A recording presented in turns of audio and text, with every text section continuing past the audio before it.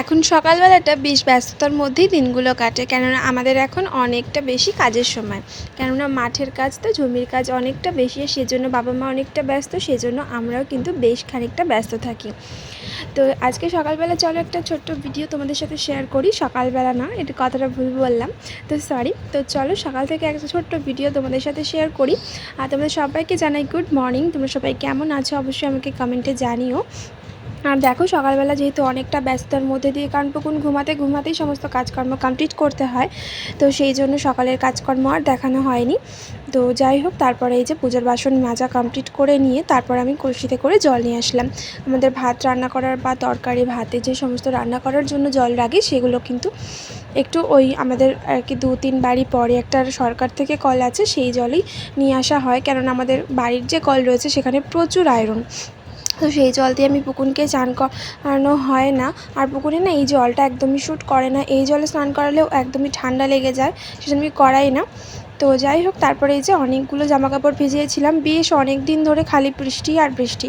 তো কিন্তু কী আর করবো, জামাকাপড় তো নোংরা হবেই, সেই জন্য জামাকাপড়গুলো না ভিজিয়ে দিয়েছিলাম। মেঘলা ওয়েদার ছিল তাও ভিজিয়েছিলাম।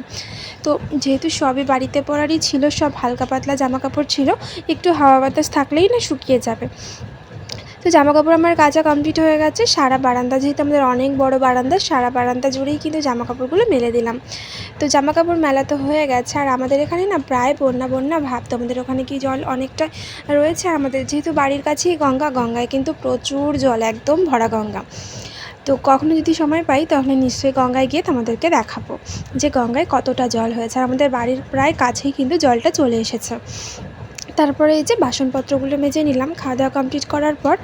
আর তারপরে এদিকে ঘরটাও মুছে নেবো, রান্নাঘরটা। খাওয়া দাওয়া কিন্তু সমস্ত কিছু কমপ্লিট হয়ে গেছে, ঘরটা মুছে নেব, রান্নাঘরটা আপাতত কাজ শেষ।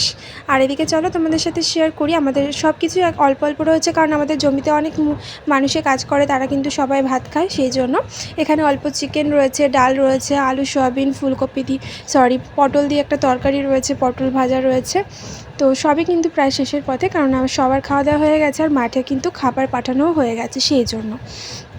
আর এই যে তারপরে যে মোটামুটি কাজকর্ম কমপ্লিট হয়ে যায়, পুকুনের স্নান টান করার আগে ওকে আমি একটা লেবু খাওয়াই, একটা বলতে দুটো খাওয়াই। তো সেই লেবুগুলো আর কি কেটে নিচ্ছিলাম পুকুনকে খাওয়াবো বলে। আচ্ছা, তোমরা কি কোথা থেকে আমার ভিডিও দেখছো অবশ্যই কিন্তু কমেন্টে জানিও। আর তোমাদের ওখানে কি এরকম বৃষ্টি হচ্ছে তাহলে সেটাও কিন্তু আমাকে অবশ্যই কমেন্টে জানিও। তো যে সমস্ত বন্ধুরা আমার একদম ভিডিওগুলো শুরু থেকে দেখে আসে তাদেরকে অসংখ্য ধন্যবাদ। আর যারা আমার এই ছোট্ট ভিডিওটা আজকে ফার্স্ট টাইম দেখলে তাদের জন্য আমার তরফ থেকে অনেক অনেক ভালোবাসা। তোমরা সবাই আমাকে এভাবেই সাপোর্ট করো।